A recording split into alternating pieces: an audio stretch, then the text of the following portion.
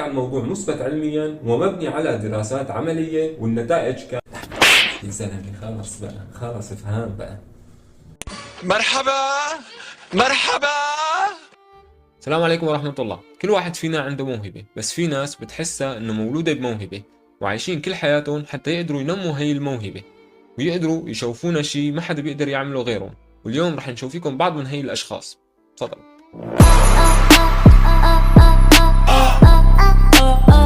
لما طيار محترف يركب طيارة ويقدم عرض هيك بتكون النتيجة، وهذا الطيار قدر بعد 5 سنين من تركه للطيران يجي ويقدم هيك عرض مبهر يعني.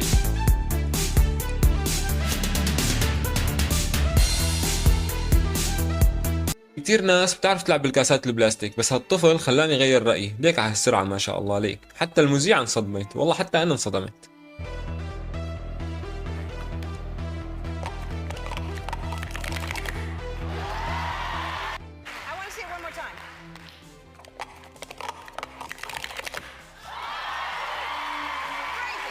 لما تشوف واحد عم يمشي بميتور على دولاب واحد بتنبهر، فكيف لما تشوف واحد عم يمشي سيارة على دولابين؟ هالشاب دخل موسوعة جينيس للأرقام القياسية لأنه أسرع واحد بيسوق سيارة على دولابين. الصراحة على هالسرعة يعني بيستاهل يدخل موسوعة جينيس، والله ما شاء الله طاير طيران وعلى دولابين. And at 116 miles per hour, Bess is now the fastest man to ever do a high ski. تصور انه هي السيارة شخص رسمها، وهي رسمة ثلاثية الابعاد. يا زلمة شهاني اتعلم الرسم والله.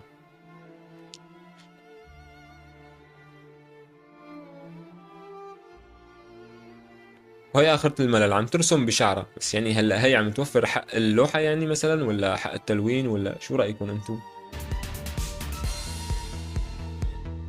اللاعبة أولغا كوبريت من الاتحاد السوفيتي اللي بسببها تغير قوانين الجمباز بالعام 1972، وقت صدمت العالم والمشاهدين لأنه عملت أصعب وأخطر حركة ممكن تنعمل برياضة الجمباز، وسموا الحركة باسمها كاربيت فيليب. بيقولوا هي أفضل وأخطر حركة برياضة الجمباز، ومشان هيك قررت الألعاب الأولمبية منع أي شخص يعمل هي الحركة. She's second best. I don't believe it. This then is a historic performance you're watching right now in gymnastics. She's Kathy Rigby's size.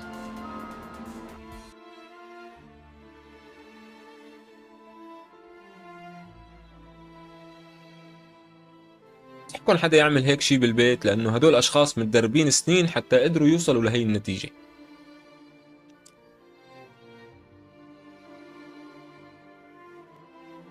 تخيل انه عندك معلم بالكونفو، اصحك تزعله لانه زعله حرفيا رح يوجعك كتير، لانه بيقعد يتدرب 10 سنين كاملة حتى يقدر ينجح بالاختبار النهائي للكونفو.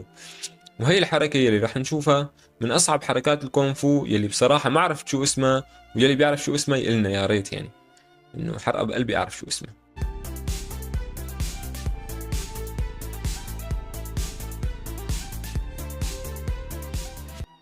في بطولة اسمها بطولة لف الراس، ويلي بيضل أكتر وقت عم يلف براسه وبيفوز فيها. وبالمباراة النهائية بنشوف آتشي فايز على كل المتسابقين، وأكيد هو اللي فاز بالمسابقة، يعني بعد كل هاد ضروري يفوز، يعني رح يرجيه ارتجاج بالدماغ من كتر ما فتل الزلمة يعني. إذا بدك تستخدم القوس فلازم تتدرب كتير منيح حتى تعرف ترمي سهم صح. بس صوفيا دولسي إلها رأي تاني، وقدرت تحطم الرقم القياسي بموسوعة جينيس للأرقام القياسية لأنه قدرت ترمي سهم صح وبرجليها. فما بظن يعني إنه أصلا في أرقام حطمتها من قبل، يعني هي أول رقم يعني.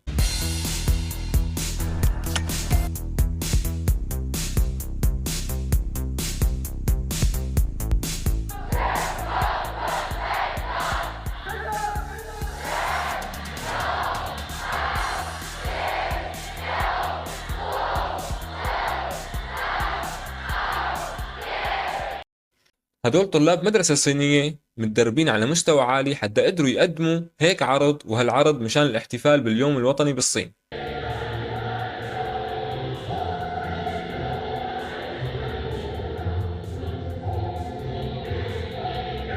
هون بيكون خلص الفيديو لليوم، ان شاء الله يكون نال اعجابكم. لا تنسوا تعملوا لنا لايك وشير وتعلقوا لنا تعليق حلو ومتابعة اذا على الفيسبوك. سلام.